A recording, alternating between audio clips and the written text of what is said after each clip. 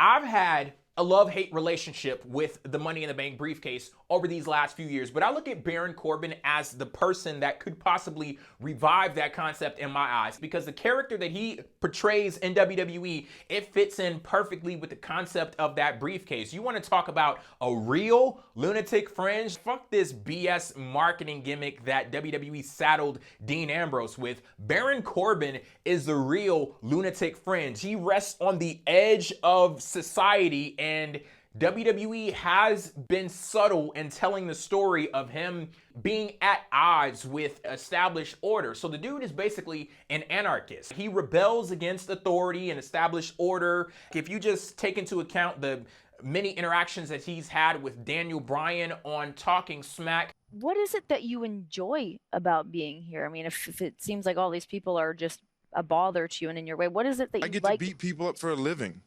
It's pretty simple. I get to go out and impose my will on another human being. You get joy out of that. Oh, yes. There's nothing better than looking down at someone, looking them in the eyes, and being able to see they quit. They're done. Well, listen, they have nothing left. Baron Corbin is the type of person, he looks at WWE as if it's modern day gladiators.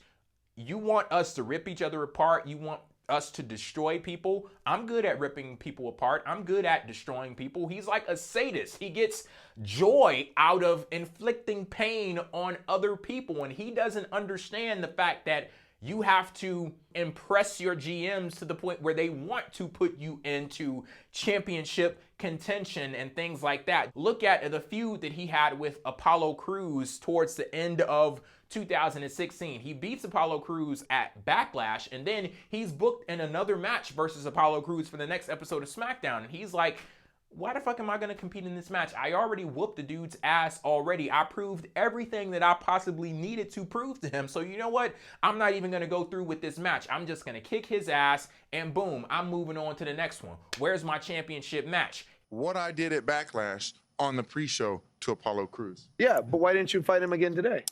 Why waste my time? I put him down on Sunday. Yeah, but then you want me to go out there and do it again today? Yeah, sometimes I do. He talks to Daniel Bryan, and he's like, well, that's not how you do things. We put you in this match. We want you to beat him in an athletic competition, and therefore you impress your bosses, and then that's how you move up the ladder. He's just sitting there like, I don't understand, but I beat him. Isn't that the whole point of what we do in WWE, to beat the hell out of people? Where was Apollo when I was finished? Right, but on the ground. But what does that do for you? It does everything. I enjoyed my birthday, and I beat somebody up. It's pretty simple. So is it about trying to win championships or trying to hurt people? Well, he doesn't have a championship, does he? So I'm going to go out there and try to hurt him.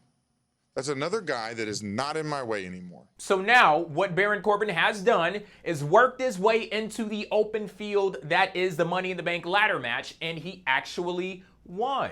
So with that Money in the Bank briefcase and that contract with the WWE Championship match inside, he doesn't have to worry about impressing Daniel Bryan. He doesn't have to worry about impressing Shane McMahon and hoping that they'll decide to give him a championship match one day. Because guess what? His fate is no longer in their hands. It's in his own. When he captured that Money in the Bank briefcase, he also captured authority over his own fate. So whenever Baron Corbin decides that Baron Corbin is going to have a championship match, he will. Whenever Baron Corbin decides that Baron Corbin is going to be the WWE champion, so be it. Boom. He's a champion.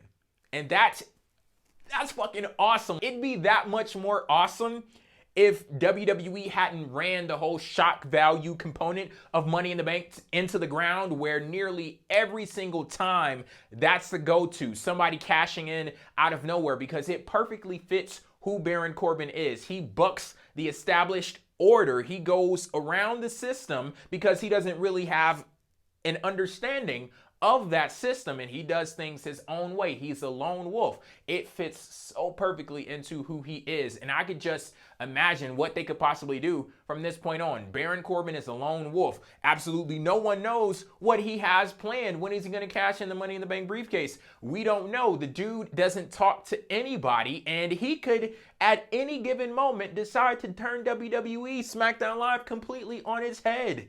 and we're not going to know. The only person in the world that knows the fate of the most prestigious championship in the entire history of this industry is Baron Corbin. Tell me that doesn't sound awesome. Tell me that would not sound more awesome if it hasn't happened every fucking time somebody out of nowhere cashing in. So maybe if they would have handled things a little differently, Baron Corbin would have even more fuel going into this push that he's about to receive as Mr. Money in the Bank. But even with that being said, I look at him and that Money in the Bank briefcase, that is the perfect pairing, baby. My homeboy Baron Corbin, Mr. Money in the Bank.